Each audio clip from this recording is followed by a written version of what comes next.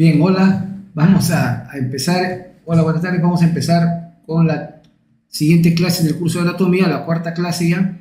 Viene a ser sobre el tema de cabeza. La primera parte de cabeza. Vamos a revisar ahora todo lo referente a cabeza parietal, los músculos, los huesos, las estructuras. Y luego, ya más adelante, haremos lo que es los órganos de los sentidos. ¿Ok?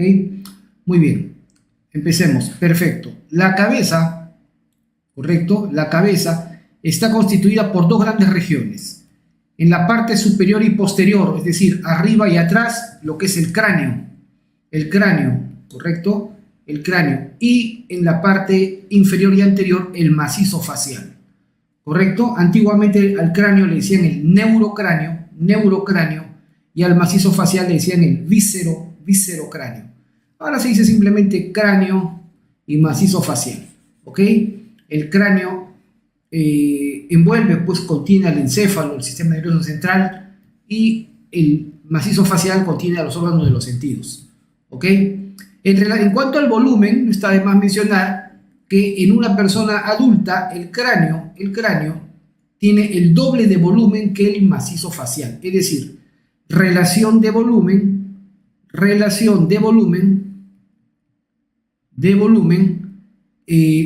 cráneo, macizo facial.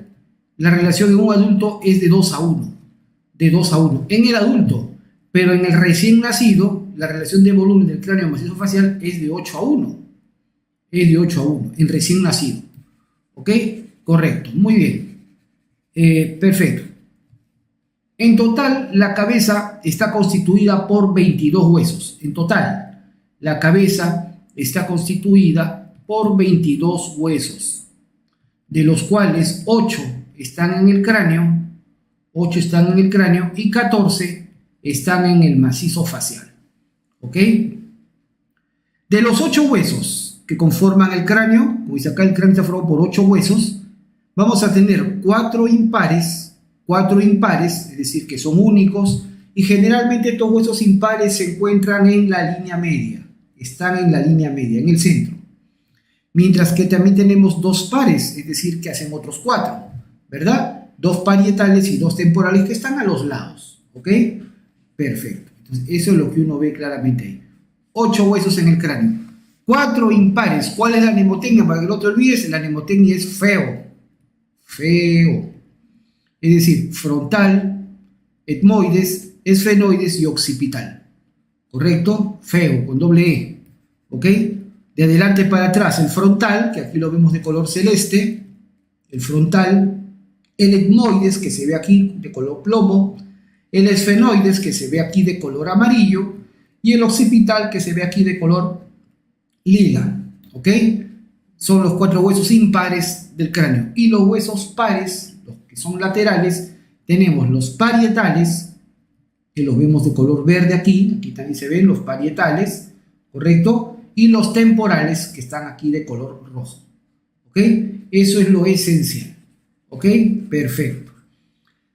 Cabe mencionar, por ejemplo, algunas características esenciales de estos huesos, ¿no? Por ejemplo, el hueso frontal, esencialmente de manera súper básica, en el frontal no olvides esta porción vertical se llama la lámina vertical del frontal, que es la que está formando propiamente la frente o el sincipucio, la frente, ¿correcto? Es la lámina vertical del frontal, pero también el frontal tiene aquí las llamadas porciones supraorbitarias. Las porciones supraorbitarias pues están formando el techo de la cavidad orbitaria. ¿Ok? Bien, ese es el frontal. El etmoides se encuentra entre ambas porciones supraorbitarias del frontal, ahí vemos al etmoides, del cual podemos observar aquí una lámina que pertenece al etmoides y que está llena de huequitos, de cribas o poros, y por eso se le llama la lámina cribosa, ¿no? La lámina cribosa, y esta pertenece al etmoides, ¿ok? Y en el centro de la lámina cribosa se levanta una pequeña lámina vertical, que viene a ser la apófisis crista galli, que significa la cresta de gallo. También pertenece al hueso etmoides. La lámina cribosa y la crista galli. Luego tenemos nosotros el esfenoides, pintado aquí de color amarillo. El esfenoides, ¿no? El esfenoides tiene una porción central que se llama el cuerpo del esfenoides, y va a tener dos pares de alas. Estas de aquí son las alas menores y en la parte inferior las alas mayores. Dos pares de alas. Luego el occipital, que tiene en la parte posterior su lámina vertical del occipital, destaca su gran agujero, el agujero occipital, que por el tamaño que tiene también se le llama agujero magno. Delante del agujero magno, esta porción del occipital se llama apófisis basilar, así se escribe, basilar, con B grande y con S, pues viene de la base, ¿correcto? Es la porción del occipital que está anterior o delante del agujero magno, ¿ok? Apófisis basilar del occipital. Y luego los temporales, en los temporales nosotros vamos a ver aquí la llamada escama, la escama del temporal, y aquí la porción petrosa o llamada clásicamente el peñasco del temporal. Eso es lo que se ve esencialmente.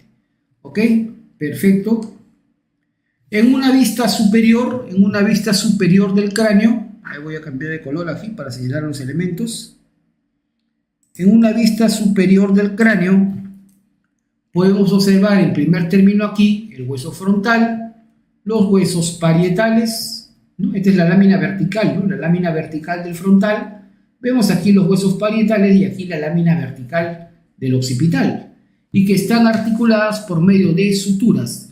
Ya hemos visto nosotros en la clase de articulaciones que las suturas son un subtipo de articulaciones fibrosas o sin artrosis. Pues esta sutura que vemos acá es la sutura frontoparietal,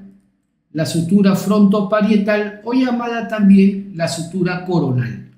La sutura coronal es la sutura que está articulando el frontal con los parietales. La sutura coronal. Luego tenemos esta sutura de acá, la sutura interparietal o sutura sagital. Sutura interparietal o sutura sagital. Esta es la sutura coronal, esta es la sutura sagital. ¿Ok? Y en la parte posterior vemos aquí la sutura parieto-occipital, o llamada sutura lambdoidea. Son las tres suturas que se ven desde arriba, desde la vista superior. ¿Ok? Muy bien. Asimismo, también cabe mencionar que en el recién nacido y hasta los 3 años de edad se puede observar aquí también una sutura, porque en el recién nacido y en el lactante el hueso frontal es par. Son 2 huesos frontales, en el recién nacido y en el lactante, y que están separados acá por una sutura. Esta sería la sutura frontal, o llamada también sutura metópica, que es la sutura frontal y que suele desaparecer a los 3 años de edad. ¿Ok? La sutura frontal o sutura metópica. Ya no se ve acá en el adulto naturalmente. Muy bien. Asimismo, nosotros vamos a ver acá algunos puntos interesantes. Por ejemplo, en la intersección de la sutura coronal con la sutura sagital aparece aquí un punto que se llama el bregma. ¿Ok? Luego, en la intersección de la sutura sagital con la lambdoidea aparece este punto, el punto lambda. Y luego, en la parte más alta de la cabeza, en el punto más alto de la cabeza, trazando una línea que va de oreja a oreja, la línea interauricular o línea biauricular, en su intersección con la sutura sagital. Ese es el punto más alto del cuerpo humano. El punto más alto del cuerpo humano se llama vértex. ¿Ok? Punto más alto de la cabeza. Muy bien. Y digamos un poquito más atrás del vértex, acá hay unos agujeritos, los agujeros parietales. Los agujeros parietales por donde normalmente están saliendo pequeñas venas emisarias. ¿Ok? Nada más, eso es lo que se ve claramente. Muy bien, ahí está la sutura coronal, sagital, lambdoidea. Perfecto. En una vista lateral del cráneo, nosotros vamos a ver también las mismas suturas. Aquí vemos nosotros el hueso frontal de la lámina vertical del frontal, ¿no? Aquí vemos el parietal y aquí el occipital, lo que los hemos visto desde arriba. Esta es la sutura coronal, esta es la sutura coronal, esta es la sutura lambdoidea, esta es la sutura lambdoidea, ¿correcto? Pero vamos a ver también acá, la sutura también acá, aquí vemos la escama, esta es la escama del temporal, la escama del temporal. Y vamos a ver acá entonces esta sutura. Esta sutura se llama la sutura escamosa. Esta es la sutura escamosa. ¿Ok? O sutura también parietotemporal, así se le llama. La sutura parietotemporal. ¿Ok? Acá está escrito. Muy bien, en el hueso temporal hemos mencionado que está la escama del temporal. Aquí atrás, detrás de la oreja, se forma un relieve, detrás de la oreja un relieve. Esa es la apófisis o el proceso mastoides, la apófisis mastoides, ¿correcto? ¿Qué función tiene esta apófisis mastoides? Dijimos nosotros en la clase de cuello que acá se insertaba el músculo esternocleidomastoideo, ¿no? La apófisis mastoides. Pero, ¿cuál es la verdadera función de la apófisis mastoides? La apófisis mastoides es una caja de resonancia. Dentro de la apófisis mastoides, dentro en el interior, hay una serie de cavidades o celdas, llamada también el antro mastoideo. Dentro, la mastoides no es maciza, la mastoides es hueca, tiene una serie de cavidades llamadas las celdas o el antro mastoideo, que es como un panal de abejas en el interior. Y esto se comunica con el oído medio, sirviendo la mastoides como una caja de resonancia para los sonidos percibidos. ¿Okay? Esa es la función de la mastoides. ¿Ok? Perfecto, esa es la apófisis mastoides. Luego tenemos aquí este huesito de acá, que es el hueso timpánico, que contribuye a formar el conducto auditivo externo en su porción ósea, y este cachito que ven al fondo, ese es el proceso o la apófisis estiloides. ¿Ok? La apófisis estiloides, donde se van a insertar tres músculos: el estiloioideo, el estilogloso y el estilofaringeo. ¿Ok? Nada más, eso es lo esencial. Y también vemos aquí, esto de amarillo, viene a ser el ala mayor del esfenoides. El ala mayor del esfenoides. ¿Ok? Perfecto, eso es lo que uno ve claramente ahí. ¿Ok? ¿Algún detalle importante que valga la pena mencionar? Por ejemplo, esta famosa articulación, que la gente conoce comúnmente como la sien. La gente lo conoce así. La sien, nosotros lo conocemos como el punto, este punto se llama el punto pterion, con P, pterion. La sien para nosotros es el punto pterion, y donde se articulan cuatro huesos, como pueden apreciarlo ahí: la lámina vertical del frontal, el hueso parietal, la escama del temporal y el ala mayor del esfenoides. ¿Correcto? Lámina vertical del frontal, el hueso parietal, la escama del temporal y el ala mayor del esfenoides. Por eso le llamamos nosotros la articulación frontoparieto-temporoesfenoidal. Frontoparieto-temporoesfenoidal. O comúnmente se conoce como el punto pterion. Y cabe mencionar que es el punto más delgado de la bóveda craneal. ¿Ok? Muy bien. El otro punto importante acá, este otro punto acá también es importante, el punto asterion, así se llama, asterion, y que se encuentra en la articulación de tres estructuras óseas: el hueso parietal, la lámina vertical del occipital y la apófisis mastoides del temporal, ¿no? La apófisis mastoides del temporal. Entonces, esta es la articulación que yo le llamo parietoccipitomastoidea. O se conoce normalmente como el punto asterion. ¿Ok? Claramente se nota ahí. Perfecto. Bien, ahí está entonces las suturas. Muy bien, perfecto. Muy bien, ahora veamos por dentro la bóveda craneal. Una vista de la bóveda craneal, del techo del cráneo, pero por dentro. ¿Qué vemos en una vista interna?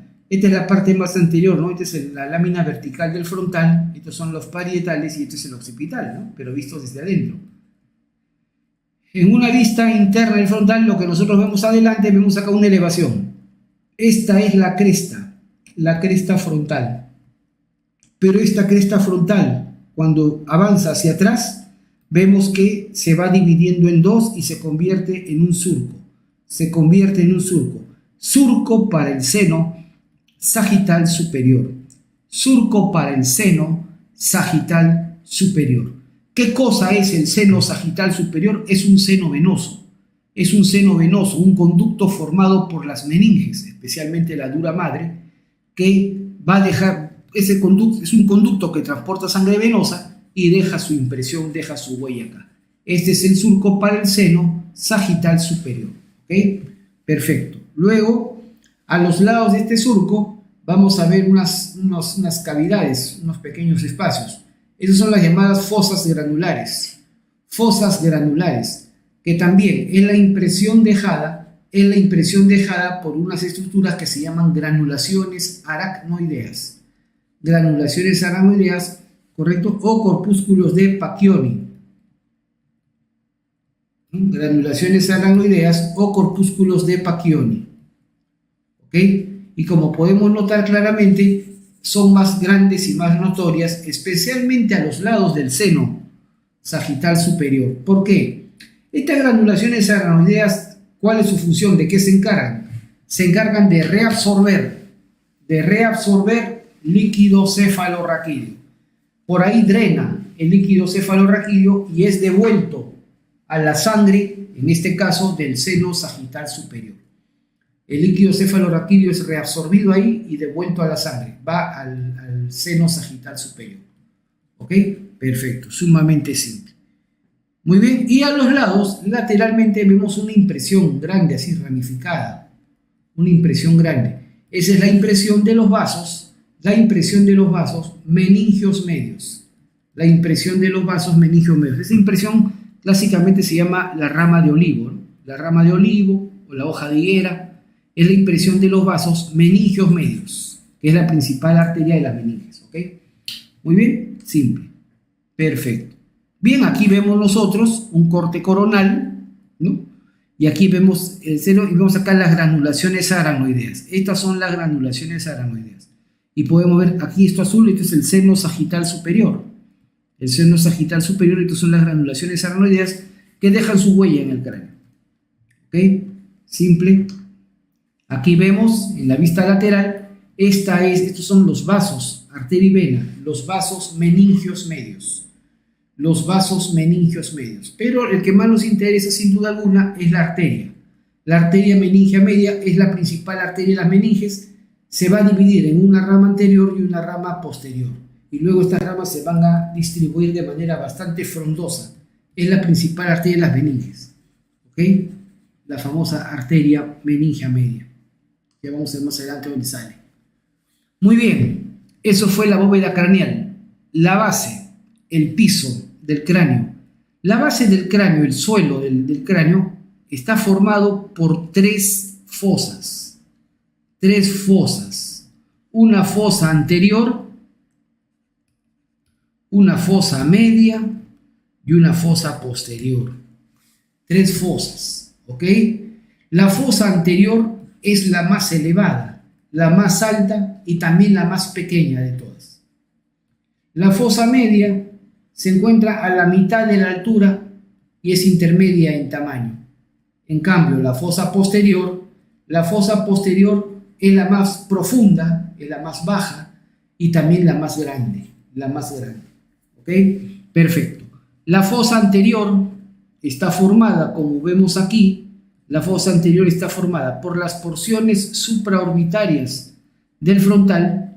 Vemos también la lámina cribosa con la apófisis cristagalli que pertenecen al etmoides, y vemos aquí en la parte anterior, la parte más anterior del cuerpo del esfenoides, con las alas menores. Porción anterior del cuerpo del esfenoides y alas menores. Eso forman la fosa anterior. La fosa media la forman esencialmente las alas mayores del esfenoides y la escama del temporal. Escama del temporal y la cara anterior de la porción petrosa. ¿Ok? Sencillo. Por último, la fosa posterior la forman la cara posterior de la porción petrosa del temporal y el hueso occipital. Básicamente. ¿Ok? Muy bien. Bien, la fosa anterior ya les dije que huesos la forman, correcto. En esta fosa anterior nosotros vamos a ver, como les había dicho en el centro, la cresta frontal y luego detrás vamos a ver aquí la apófisis crista galli, la cresta de gallo, que pertenece al etmoides, y la famosa lámina cribosa, llena de huequitos, llena de poros, la lámina cribosa del etmoides. Muy bien, eso es lo que se ve. ¿Ok? En la fosa media, a ver, no lo había mencionado, en la fosa anterior estaba pues la lámina cribosa del etmoides. ¿Y por qué es cribosa? ¿Por qué tiene orificios? Esas cribas, esos orificios comunican la fosa anterior de la base del cráneo con las fosas nasales, Entonces, estos agujeritos permiten el paso de las fibras que conforman el primer par craneal. El primer par craneal, que es el nervio olfatorio. ¿Ok? Pasan a través de las cribas, de los orificios de la lámina cribosa del etmoides. ¿Ok? Bien, en fosa media, ya les he dicho que huesos están formados. ¿Qué vamos a encontrar? Vamos a ver las apófisis clinoides, estas de acá, las apófisis clinoides anteriores, ¿no? A los costados, medialmente los conductos ópticos o agujeros ópticos, ¿no? Que comunican la fosa media del cráneo con la cavidad orbitaria. Por estos agujeros o conductos ópticos está pasando el segundo nervio craneal, el nervio óptico, que se encarga de la visión, junto con una arteria, con la arteria oftálmica. ¿Ok? Muy bien. Luego tenemos entre los dos agujeros ópticos el surco para el quiasma óptico, ¿ok? Que es una estructura donde se van a juntar los nervios ópticos, ¿ok? Detrás del surco está esta fosa, clásicamente llamada la silla turca, o fosa hipofisiaria, le decimos ahora, porque ahí se aloja la glándula hipófisis, ¿no? ¿Correcto? Muy bien. Luego tenemos nosotros a los lados unas hendiduras acá alargadas, ¿no? Unas hendiduras. Esa es la hendidura esfenoidal. Hendidura esfenoidal, o también llamada fisura orbitaria superior. Fisura orbitaria superior. Es relativamente larga porque por ahí pasan 4 nervios y 2 venas. Los nervios que pasan por la hendidura esfenoidal o fisura orbitaria superior son el tercer nervio craneal, que se llama oculomotor o motor ocular común. El cuarto nervio craneal, que se llama troclear o patético, ¿no? El quinto uno, la primera rama del trigémino, que se llama la rama oftálmica, y el sexto nervio craneal, que es el nervio abducens o motor ocular externo. 4 nervios pasan por esta hendidura esfenoidal y también por ahí pasan la vena oftálmica superior y la vena oftálmica inferior. O sea, 4 nervios y 2 venas pasan por cada hendidura esfenoidal. Nada más, bastante simple.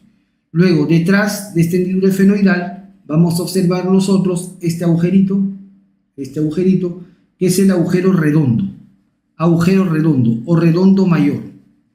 Por ese agujero redondo mayor pasa el quinto 2, que es la segunda rama del trigémino, se llama la rama maxilar del trigémino. Luego, detrás del agujero redondo, o antiguamente llamado redondo mayor, está el agujero oval. Por el agujero oval pasa el quinto 3, es decir, la tercera rama del trigémino, llamada rama mandibular, pero también pasa una arteria, la arteria meningia menor. Pasa por ese agujerito. Bien, detrás tenemos este agujerito, que acá le he puesto redondo menor, ese nombre es antiguo. Este agujerito se llama ahora el agujero espinoso, clásicamente llamado redondo menor, el agujero espinoso. Por ahí entra al cráneo la arteria meningia media, que hace un rato vimos, la que dejaba su impresión en el hueso. La arteria meningia media, la principal arteria de las meninges, entra al cráneo por el agujero espinoso o redondo menor. ¿Ok? Fundamental. Perfecto. Bien, entonces ya habíamos visto eso. Perfecto. Ya está bien el redondo menor. Y acá por dentro tenemos el agujero rasgado, rasgado o rasgado anterior. Ahora le dicen rasgado nada más. Rasgado o rasgado anterior, por donde va a ingresar la parte más interna de la arteria carótida interna, ¿no? La arteria carótida interna va a ingresar por ahí. ¿Ok? Perfecto. Nada más, eso es lo esencial. Muy bien. Y la fosa posterior, que ya sabemos qué huesos la forman, vamos a ver aquí el gran agujero occipital o agujero magno, ¿verdad? Vamos a ver hacia los lados los conductos auditivos internos. Por el conducto auditivo interno pasa el séptimo y el octavo nervio craneal. El séptimo es el nervio facial y el octavo es el vestíbulo coclear, nervio vestíbulo coclear. Pasan por ese conducto, por el conducto auditivo interno. Muy bien, luego tenemos más abajo, debajo del conducto auditivo interno, más abajo el agujero, ahora se le dice agujero yugular nada más, agujero yugular o clásicamente llamado rasgado posterior, ¿no? Rasgado posterior, ahora se le dice yugular. Por este agujero yugular o rasgado posterior salen una vena y 3 nervios. La vena yugular interna sale del cráneo por este agujero, por el agujero yugular o rasgado posterior, y sale la yugular interna, sale junto con 3 nervios, con el noveno, con el décimo y con el décimo primero, con el 9, 10 y 11. El noveno se llama el nervio glosofaringeo, el décimo se llama el nervio vago y el undécimo o décimo primero se llama nervio espinal accesorio. ¿Ok? Entonces salen por el agujero yugular. Perfecto, bastante simple. Bien, en la parte posterior vamos a tener acá un relieve de la protuberancia occipital interna, donde se va a juntar una estructura venosa, donde se va a alojar una estructura venosa que se conoce como el seno confluente. El seno confluente, ¿no? La tórcula, o también llamada clásicamente la prensa de Erófilo, con H, Erófilo. ¿Ok? Perfecto. Bien, y los surcos, bueno, este surco para el seno transverso, que son senos venosos, ¿no? Y en la parte baja surco para el seno sigmoideo, ¿no? Del seno sigmoideo nace la vena yugular interna. Perfecto. Nada más. Y acá está, en esta tablita, resumido los elementos que pasan por los agujeritos. Los elementos que pasan por los agujeritos. Tenemos nosotros en primer término acá los agujeros de la lámina criboceresmoides, por ahí pasa el primer par craneal, el nervio olfatorio. Por el agujero o conducto óptico pasa el segundo par, el nervio óptico, junto con la arteria oftálmica. La arteria oftálmica nace, es rama de la carótida interna. Por la hendidura esfenoidal o fisura orbitaria superior pasa el tercer nervio craneal, el cuarto nervio, el quinto uno, que es la rama oftálmica del trigémino, y el sexto nervio. Sexto nervio que es el abducens o motor ocular externo. Y las dos venas oftálmicas, superior e inferior, tal como lo dije. Por el agujero redondo, ahora se le llama redondo nada más, o redondo mayor, pasa el quinto 2, la rama maxilar del trigémino, ¿no? Y por el agujero oval pasa el quinto 3, la rama mandibular del trigémino, junto con una arteria, la arteria meningia menor. ¿Ok?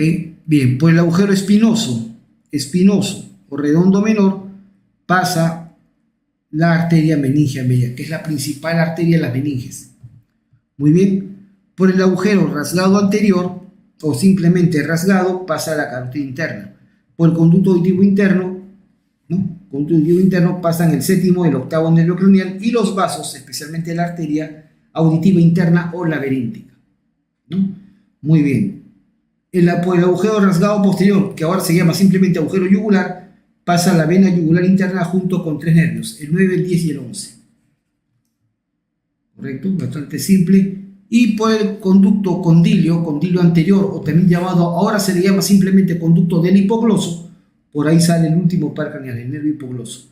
Y por el agujero magno pasan una serie de elementos. Por el agujero magno sale el bulbo y se continúa con la médula espinal, que es parte del sistema nervioso central. Salen las meninges, líquido cefalorraquídeo, ¿no? Las arterias vertebrales ingresan al cráneo, las arterias espinales salen del cráneo, ¿no? Y el par craneal número 11 entra al cráneo por este agujero y vuelve a salir por el agujero yugular. ¿Ok? Bastante simple. Bien, en cuanto al macizo facial, les dije que el macizo facial está formado por 14 huesos 14 huesos, de los cuales 2 son impares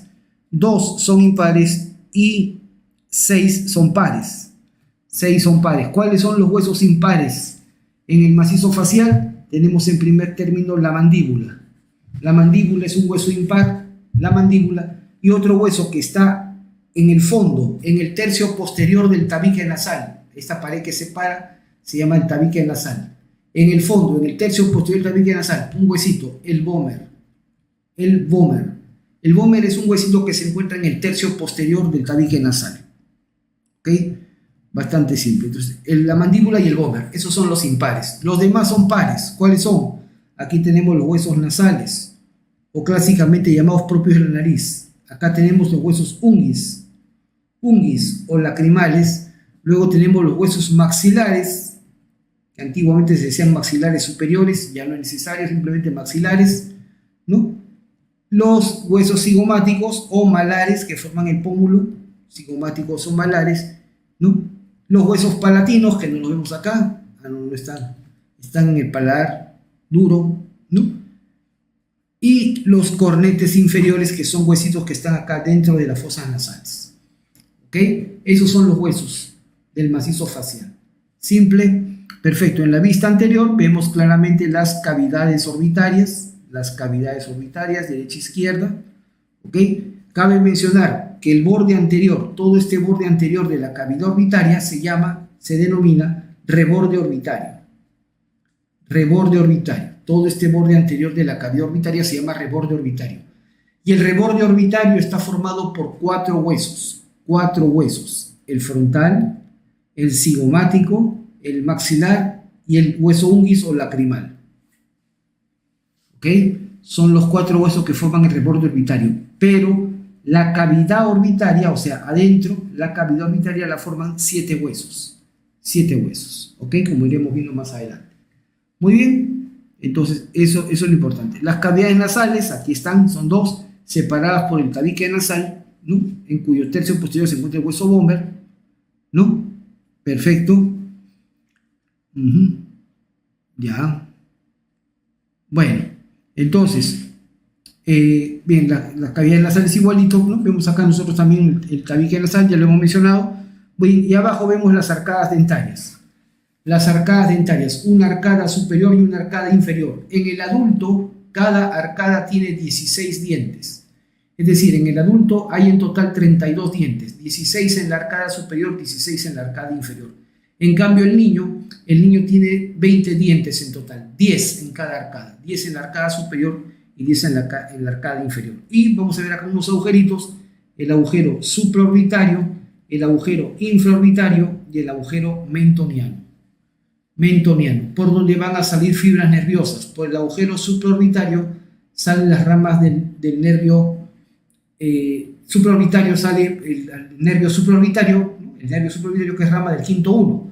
Por el infraorbitario sale el nervio infraorbitario que es rama del quinto 2 y por el mentoniano sale el nervio mentoniano que es rama del quinto 3. Bastante simple. ¿Ok? Muy bien. En la vista lateral ya lo habíamos visto. Tenemos nosotros aquí la mandíbula. ¿Correcto? La mandíbula que tiene un cuerpo, que es la parte horizontal de un cuerpo, y tiene 2 ramas. Esta es la rama izquierda, también habrá una rama derecha, ¿correcto? Entre las dos se forma aquí un ángulo, el ángulo mandibular, llamado gonium. En el extremo superior de la rama de la mandíbula tenemos nosotros aquí la apófisis coronoides y el cóndilo. El cóndilo con su cuello del cóndilo de la mandíbula. La apófisis coronoides ahí se va a insertar el famoso músculo temporal. El músculo temporal, que es un importante músculo de la masticación. Y el cóndilo de la mandíbula es el que se articula con el temporal para formar la famosa ATM, la articulación temporomandibular. ¿Ok?